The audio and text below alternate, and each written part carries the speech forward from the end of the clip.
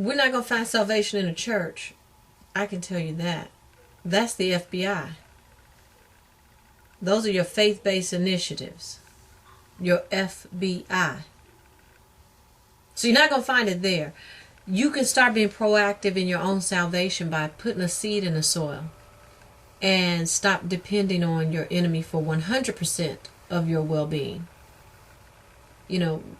Spend a little less time in their hospitals. A lot less time in their schools. Quit sending your children to your enemy for miseducation. Start there. Start right there. Start reading.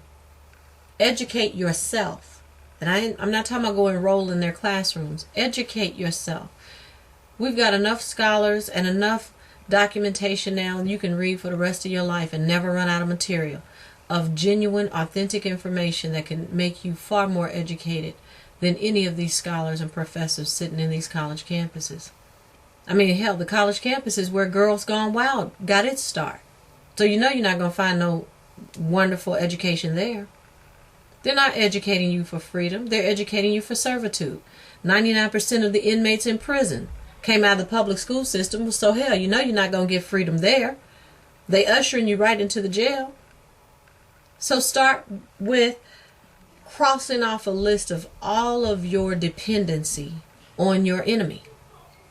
Decide, I'm only going to eat tomatoes that I grow. I'm going to stop eating tomatoes or there's some simulation of tomato from my open enemy. I'm going to stop eating his tomatoes.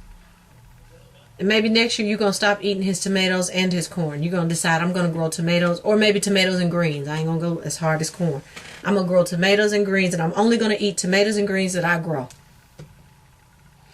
And every year commit to yourself. I would say every quarter.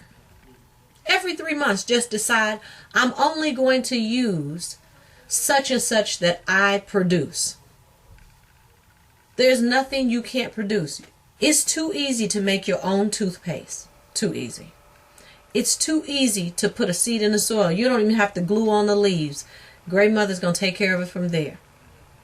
It's too easy to communicate with people in your area who look just like you. Believe it or not, there are still people with yard birds. Did you know that? There are still people with actual chickens moving around freely in their yard. They'd be more than happy to share eggs with you. Especially if you're going to bring them some tomatoes. Y'all don't call them yard birds where you from. They call them yard birds where I'm from.